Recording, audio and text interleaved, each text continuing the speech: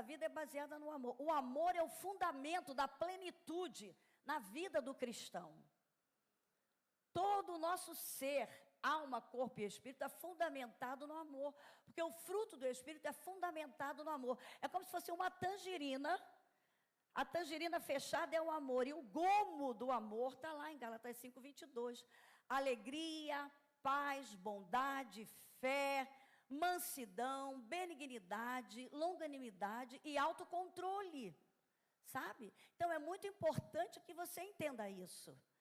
A nossa vida é fundamentada no amor de Deus, porque Deus amou o mundo de tal maneira, que deu, que se doou, deu o que tinha de melhor o seu Filho Jesus Cristo. E todo aquele que nele crê não vai perecer, mas vai ter a vida eterna. Então eu quero falar um pouquinho do amor. Você sabe qual é o oposto do amor? Quem sabe? Não é o ódio. Ódio é emoção, é um sentimento. Você odeia porque você gosta de alguém. Você ficou chateada. O oposto do amor é a indiferença. Guarde isso. Eu atendo pessoas e eu atendo relacionamentos de casais. E aí a mulher fala assim, a pior coisa que meu marido fez foi a indiferença. Eu gostaria que ele tivesse raiva, eu gostaria que ele tivesse ódio de mim, eu gostaria que ele gritasse comigo, mas a indiferença vai me matando aos poucos. Então, guarde uma coisa. O oposto do amor de Deus na nossa vida é a indiferença. Quando você se torna indiferente ao favor de Deus, o inimigo começa a ganhar campo na sua vida. Porque o que expulsou Satanás do céu foi a sua indiferença para com Deus, que o levou à soberba. E lá no Éden, o que levou aquele casal a pecar foi a indiferença ao que Deus falou, levou à desobediência. Então, o oposto do amor é a indiferença. E é por isso que nós temos que estar enraizados no amor de Cristo na nossa vida. Queria que você abrisse a sua Bíblia, né? Aqui no livro de Efésios, no capítulo 3, sabe? Efésios capítulo 3, a partir do versículo 17, que diz assim... vamos começar do 14, que Paulo está fazendo uma oração pela igreja de Éfeso, e nós vamos falar um pouquinho da igreja de Éfeso, lá em Apocalipse, quando Cristo está falando para as 7 igrejas da Ásia, ele vai falar para a igreja de Apocalipse, que tinha, sabe, uma habilidade em todas as áreas, mas ela perdeu alguma coisa muito importante que a gente não pode perder, que é o que Paulo está falando aqui no livro de Efésios, no capítulo 3, a partir do versículo 14. Por esta razão, eu me ponho de joelhos diante do Pai, de quem toda a família nos céus e na terra recebe um nome. Peço a Deus que, segundo a riqueza da sua glória, conceda a vocês que sejam fortalecidos com poder, mediante o seu Espírito, no íntimo de cada um. Assim, pela fé, que Cristo habite no coração de vocês, estando vocês enraizados e alicerçados em? Enraizados e alicerçados em? Se você quer ter uma vida plena no mundo espiritual, emocional, físico e material, esteja enraizado. A sua raiz tem que estar lá firmada no amor a Deus, no amor a você e no amor ao próximo. Enraizada e firmada no amor. Aí olha aqui.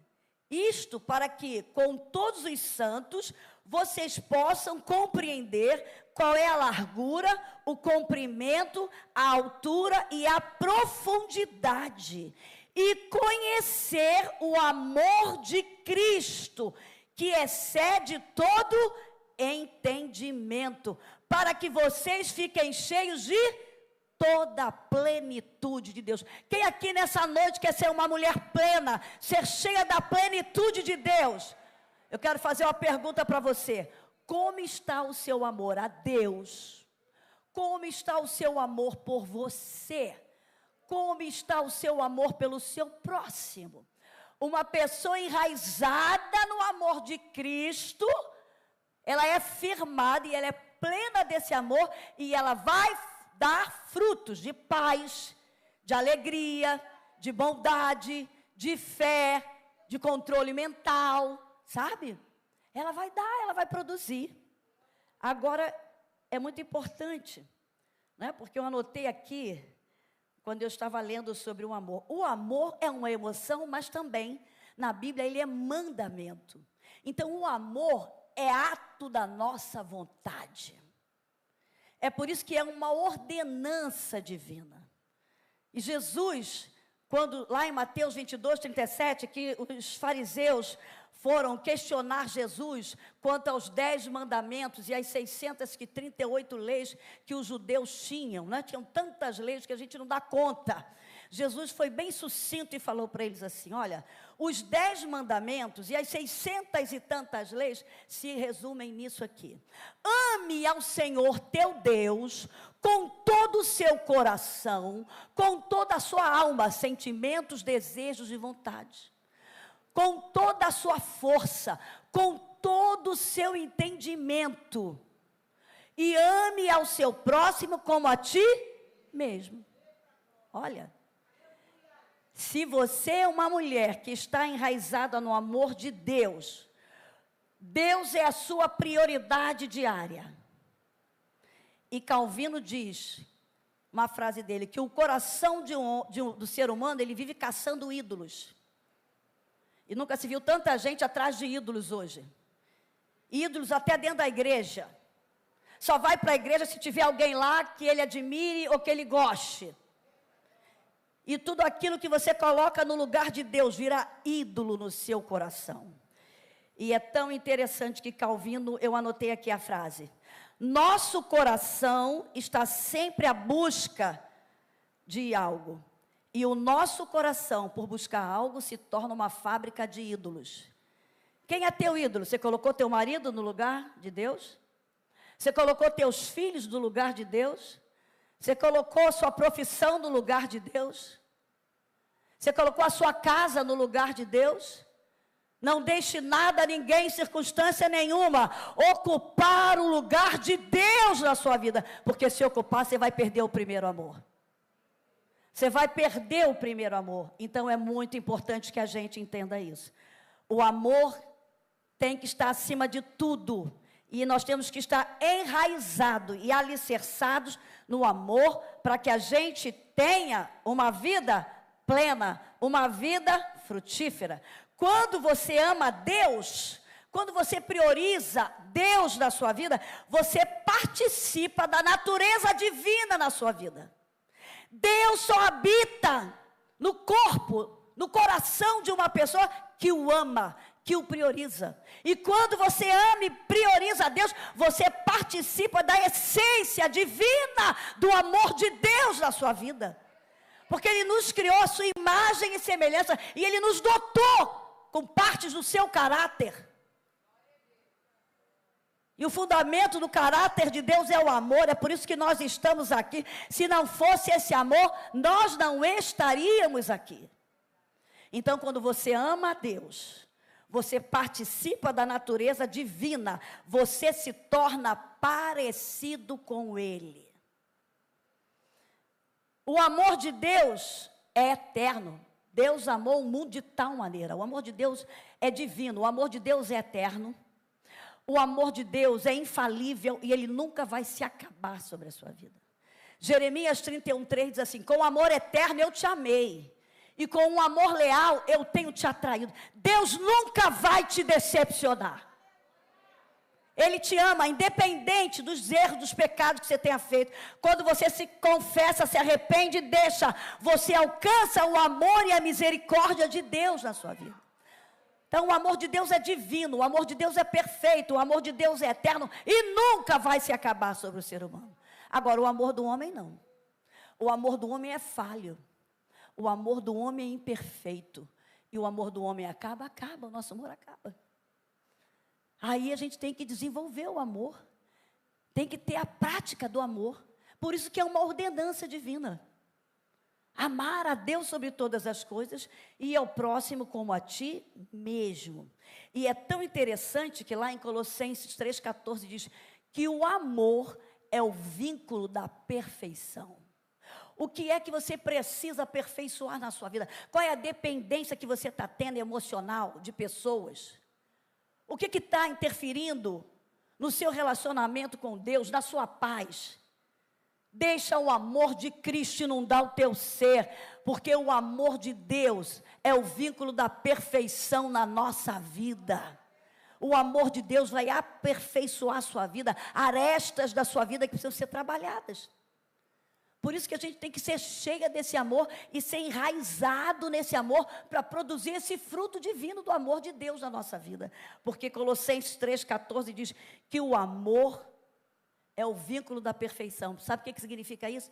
O amor é o fundamento de todas as virtudes que a gente tem que desenvolver na nossa vida. Tem muita gente fazendo muita coisa, mas sem amor. Sabe? Sacrifício inútil diante de Deus. Obras que não vão ser recebidas diante de Deus. E é tão interessante, quando fala do amor, Paulo fala em 1 Coríntios 13.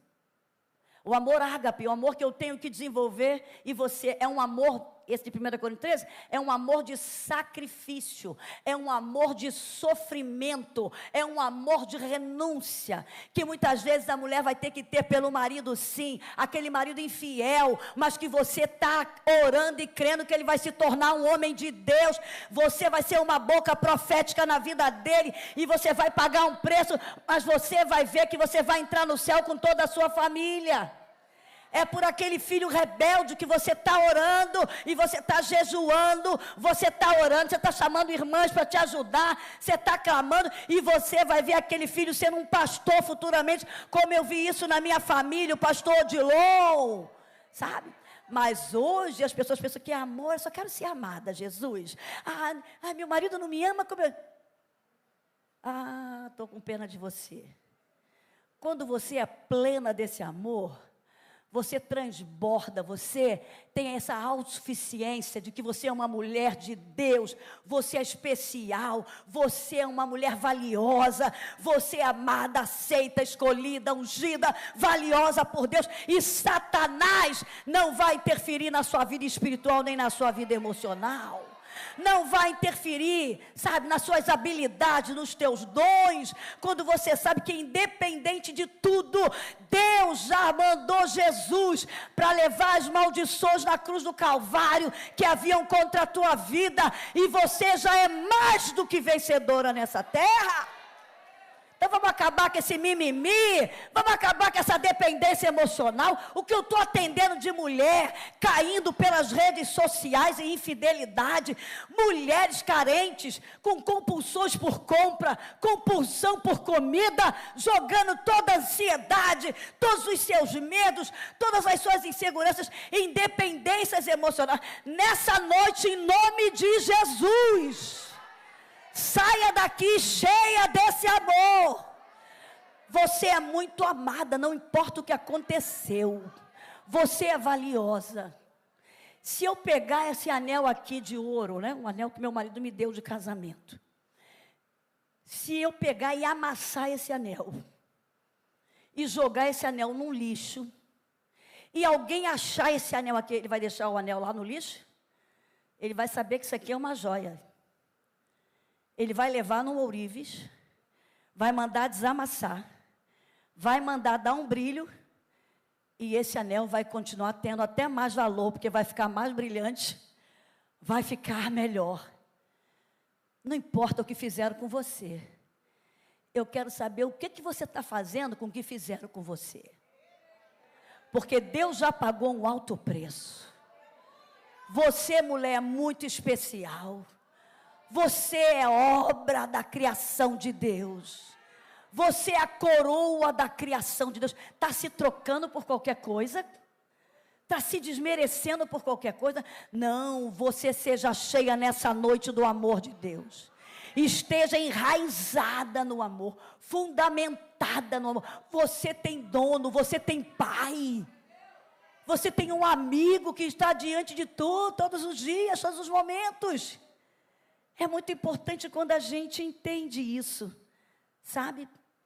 Que você possa estar alicerçada no amor ágape de 1 Coríntios 13, que é o amor que tudo crê, tudo suporta, tudo espera, não arde em ciúme, não se ensoberbece. Ele acredita e se alegra, porque coloca a sua fé em ação. E aí Paulo termina lá no versículo 13 dizendo: agora, pois, permaneçam a fé, a esperança e o amor. Porém, o maior destes é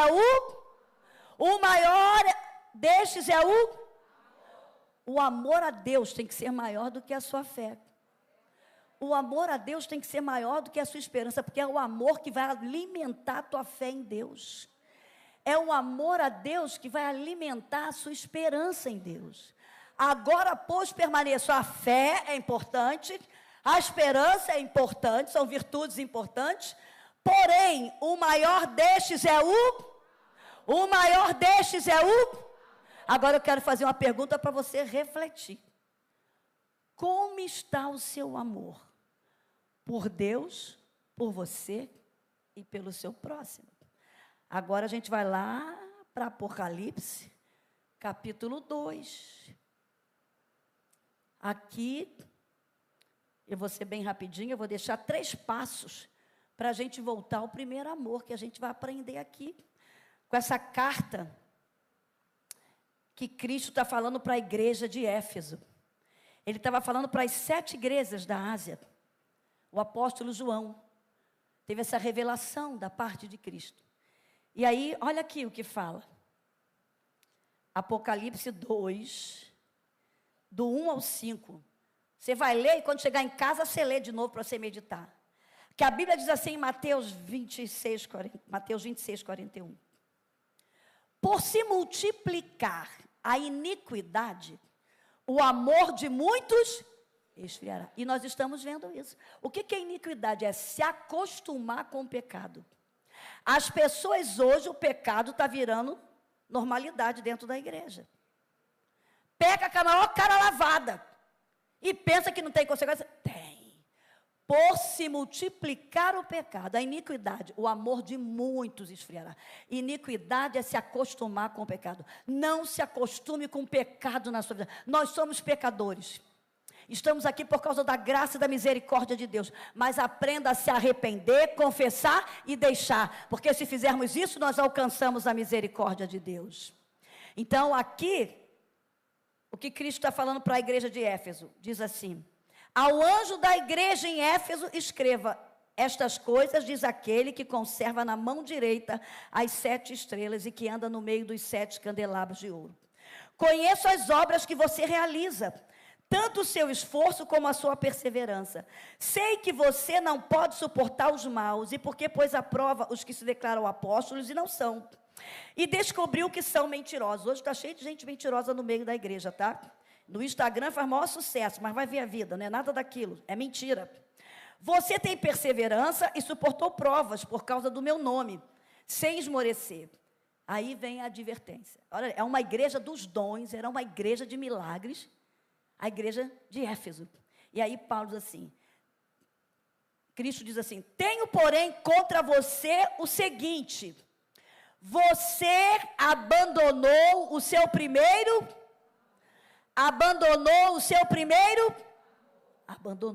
amor. Sublinhe isso aí na sua Bíblia, que a gente pode abandonar o primeiro amor.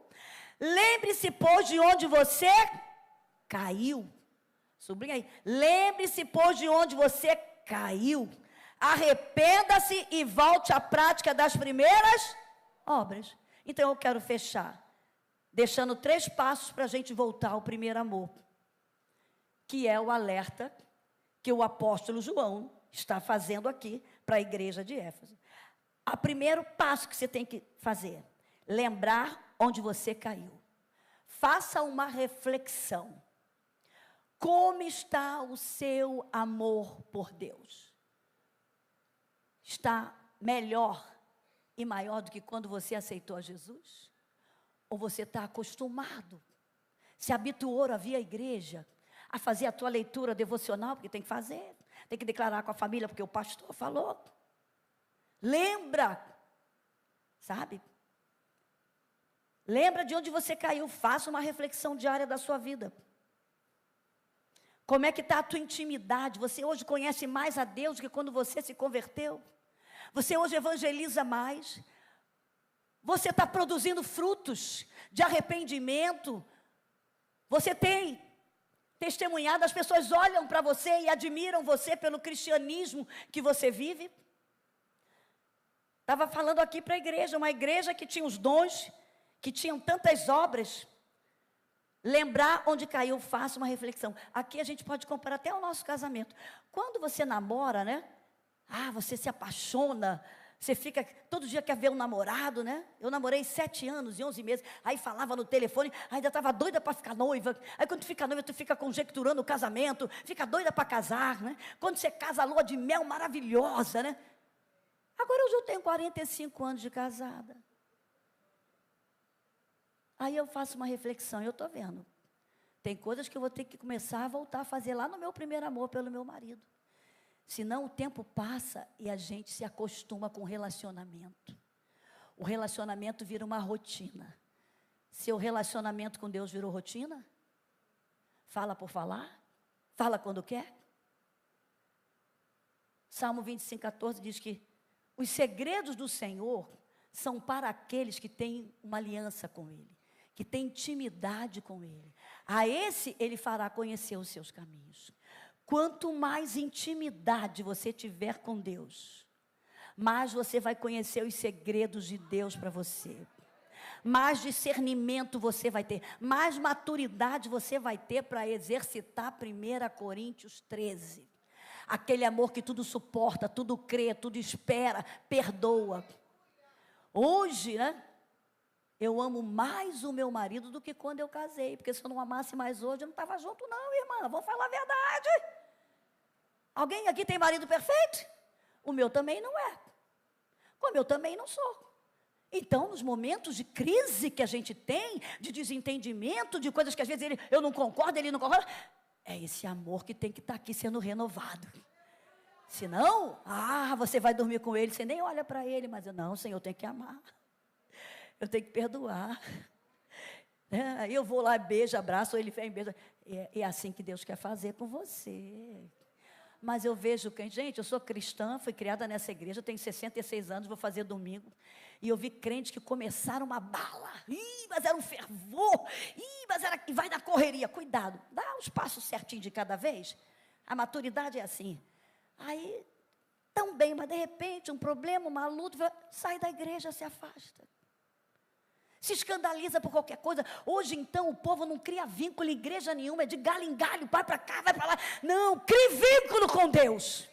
Tenha uma conexão com Deus. Tenha intimidade com Deus. Jó entendeu isso. Antes eu te conhecia só de ouvir falar.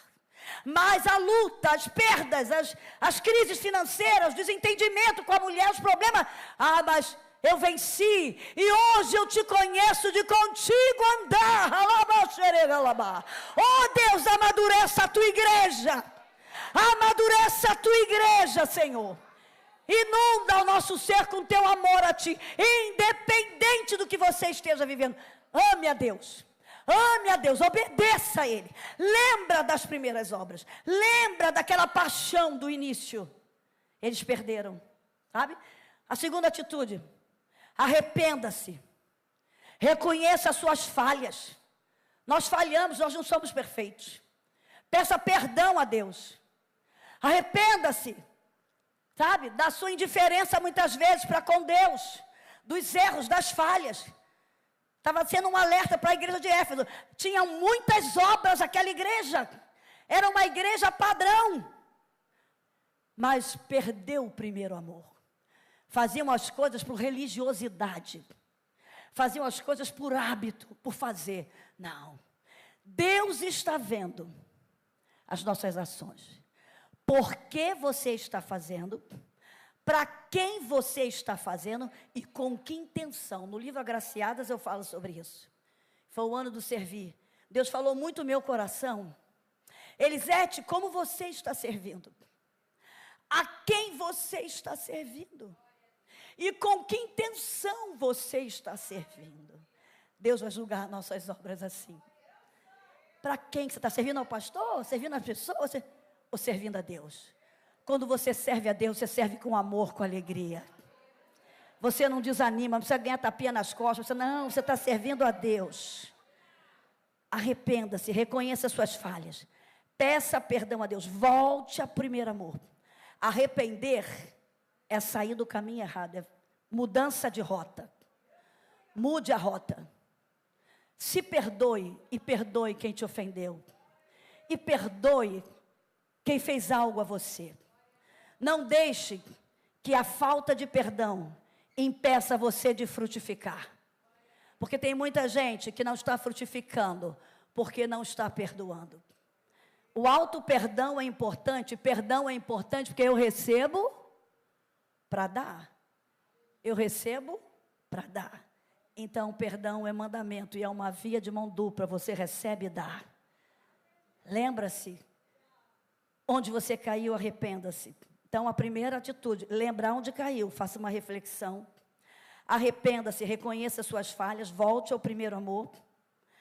E a terceira coisa que ele diz aqui, pratique as boas obras. A prática vai levar a um bom hábito. O hábito é formado através da prática diária. Então, pratique as primeiras obras. Aquilo que você fazia com amor, com alegria no reino. Sabe? E para a gente praticar tem que estar arraigado e fundamentado em amor. Tá? Então, são essas três coisas aqui. Lembra de onde você caiu? Versículo 5. Arrepende-se e volte a praticar as primeiras obras. E para que isso aconteça, eu vou fechar com 3 ferramentas para você se lembrar, se arrepender e praticar as primeiras obras. Existem 3 ferramentas vitais. A primeira ferramenta é a oração. A oração é a única maneira que nós temos para nos conectar com Deus. É através da fala que há conexão. A fala é a cola dos relacionamentos. Se você não ora, você não tem intimidade com Deus. A única maneira de você falar com Deus é orando. É por isso que a Bíblia diz em 1 Tessalonicenses 5,17, orar só quando está em dificuldade? Orar como? Orar sem? E Paulo fala em Efésios 6,18, orando em todo o tempo, porque os dias são? Orando em todo o tempo. Esteja orando, está dirigindo, está orando, está na sua casa, está ligada. Porque Satanás, ele vai querer ver um momento de descuido para te pegar. Então, uma das ferramentas que a gente tem para não perder o primeiro amor é a oração. A segunda ferramenta é a leitura da palavra, que é a única maneira que Deus tem para falar com a gente. Ele fala através também da oração, quando ele está assim, ouvindo, escutando. Mas ele deixou as cartas de amor dele para a gente. Aprenda a ler a Bíblia e meditar na palavra. Tiago 1:22 diz que a gente não é somente ouvinte da palavra, mas praticantes da palavra. Tem muita gente ouvindo, mas não está praticando. E o hábito só se cria com a prática. Isaías 1:19 diz, se vocês me ouvirem, se vocês me obedecerem, vocês vão desfrutar do melhor dessa terra. Quem quer desfrutar do melhor dessa terra? Eu quero. Eu quero, porque nós somos criados para... E Deus criou aquele casal e disse, frutificai, multiplicai, enchei a terra, liderai e governai. Para isso, não abra mão da palavra de Deus, não abra mão da meditação na palavra de Deus. E a terceira ferramenta é jejum e comunhão com os irmãos. Porque eu não creio em crente que diz que jejua, mas está mal com o marido, está brigado. Vai para o monte, sobe monte, desce monte e está mal brigado. Não pode, tem alguma coisa errada. Jejua e não fala com a sogra. Jejua e não fala com os filhos. Jejua e está brigada com a irmã. Não, nós somos um corpo.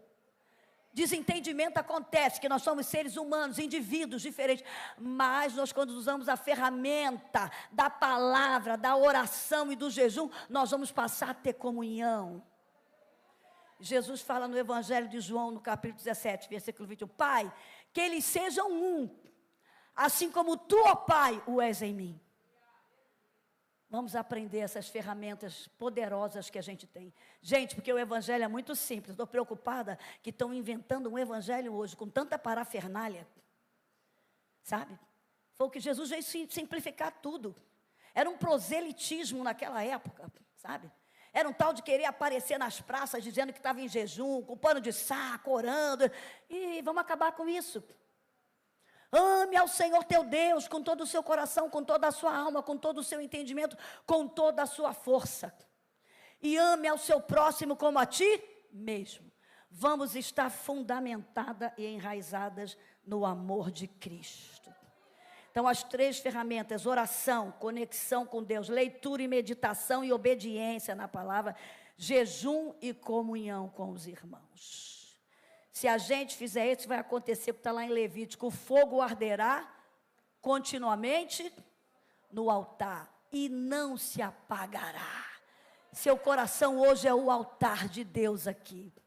Que você possa ter o amor de Cristo, sabe? Sendo renovado diariamente na sua vida. Vamos ficar de pé?